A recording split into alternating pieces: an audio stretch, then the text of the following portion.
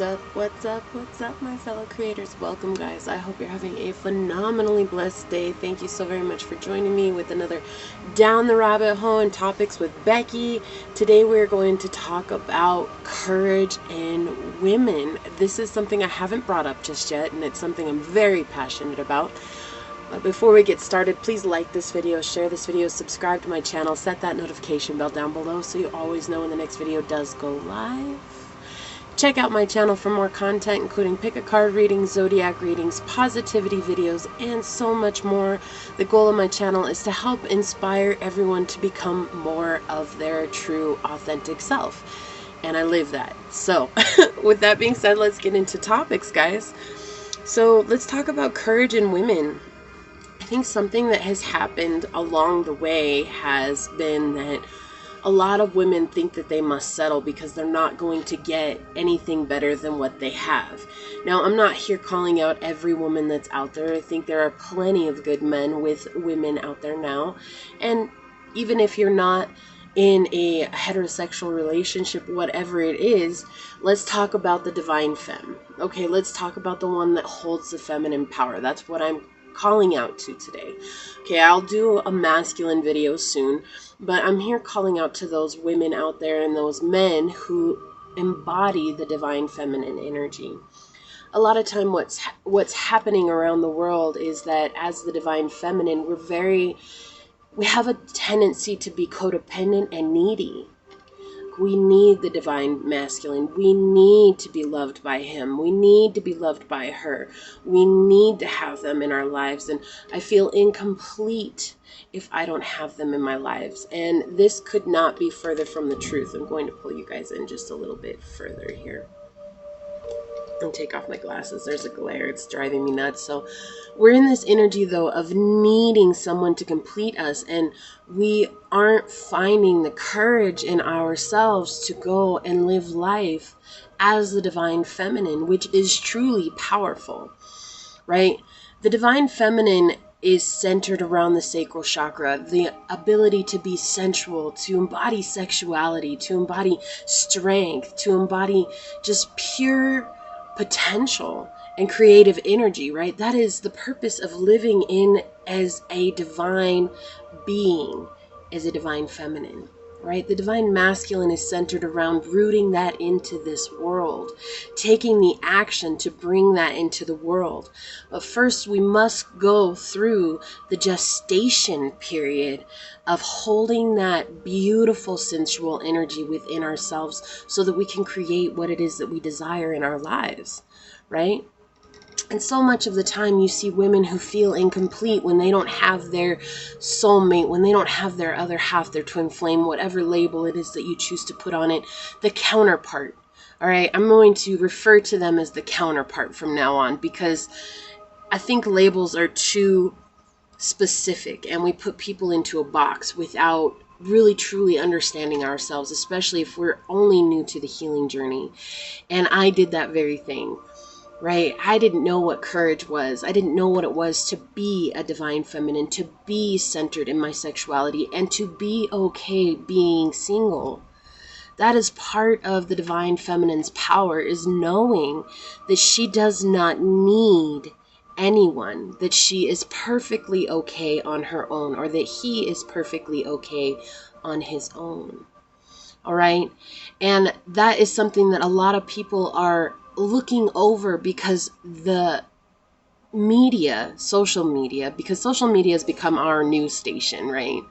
Social media is being inundated with people who are trying to take advantage of this new age soulmate situation. Love has always been something that people have used to gain a penny, to gain more from people than what they could with any other subject, because people don't want to be alone, right? So I'm here to bring up this courage with being that embodiment of the empress, right? The embodiment of a goddess, whatever that is. And even if you're a man watching this, it doesn't matter. You should still have that within you because we all embody the divine masculine and the divine feminine. But oftentimes in this masculine patriarchal society, we lose sight of that feminine energy in all of us, okay? So what we need to come back to is we need to take a step away. So for all of my singles that are chasing love right now, are you able to come away from that and really ground yourself in a state of being okay and being single and doing what it is that you want to do? You know, like, you think that you need a counterpart in order to be complete, but what you're failing to see is that you are already complete in this now moment.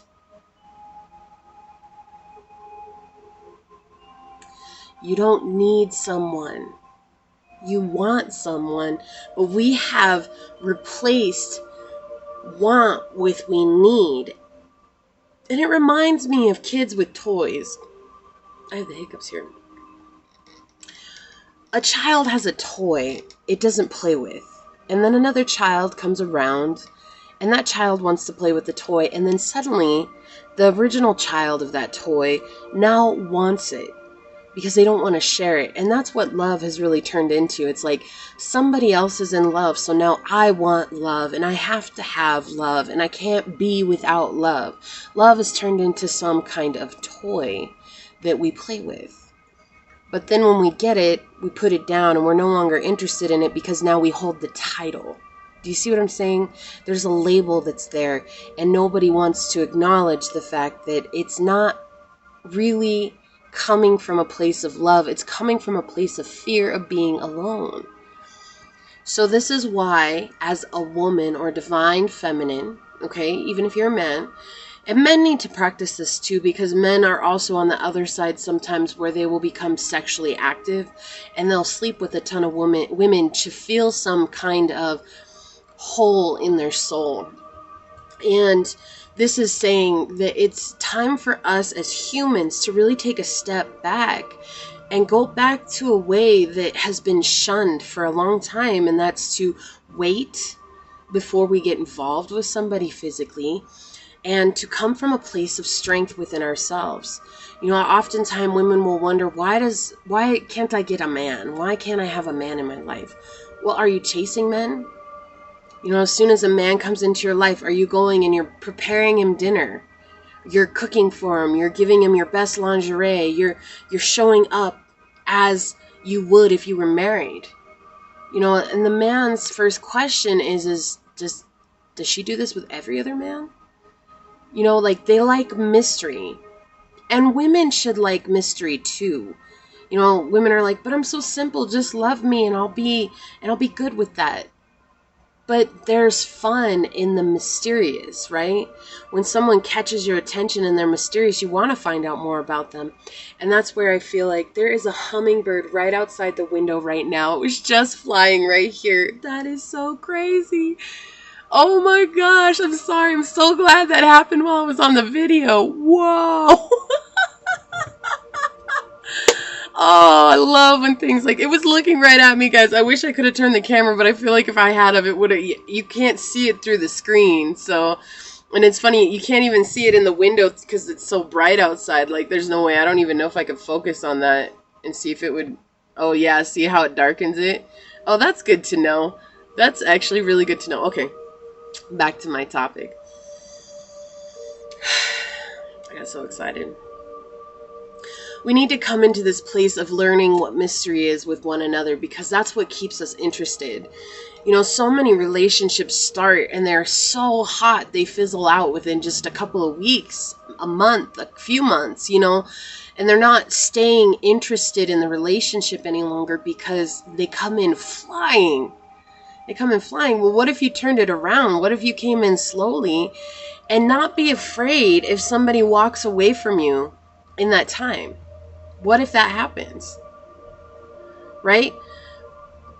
Yet, from my own personal experience, I was coming from an energy for so long of being afraid that I wasn't going to find somebody. And so I would just jump the gun and either go to bed with somebody or be very sexual with them right off the bat, or be very, you know, the bedroom talk comes in rather than normal talk. It's like we should connect on an emotional and mental level before we ever get to the physical level.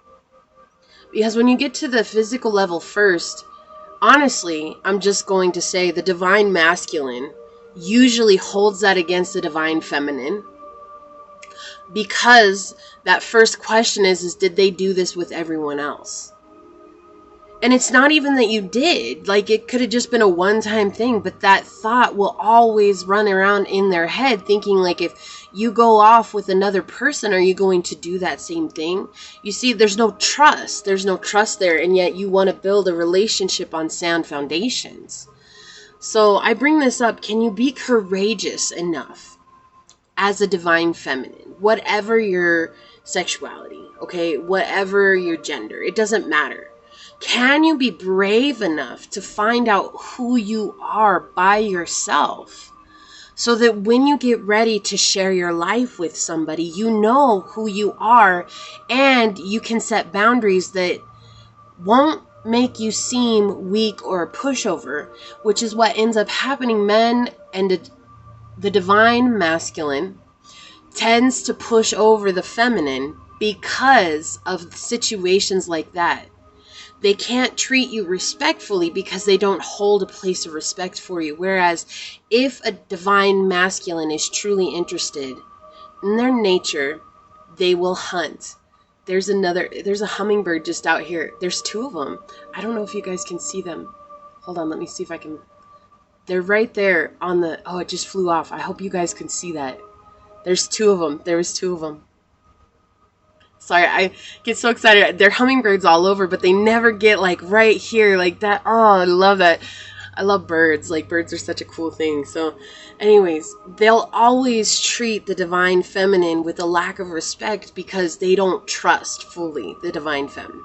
Do you see?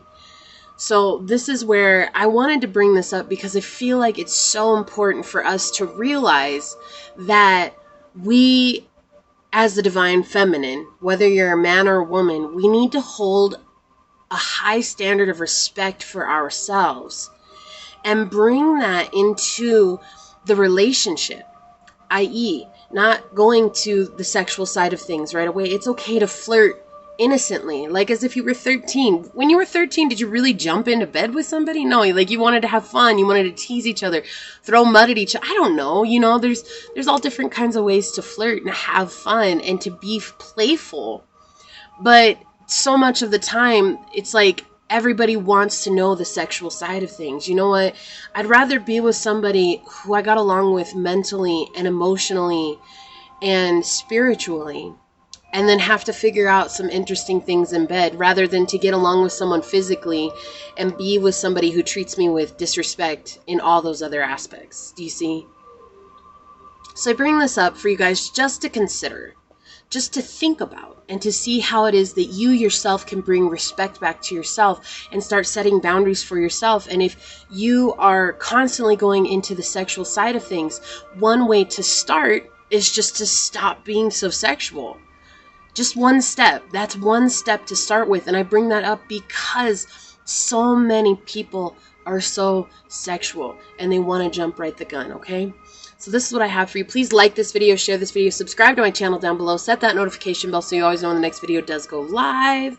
And with that being said, go forth boldly, my fellow creators, and courageously find creative ways to rise above in life, laughter, and love. Until we meet each other again. Peace out. I love y'all. Bye.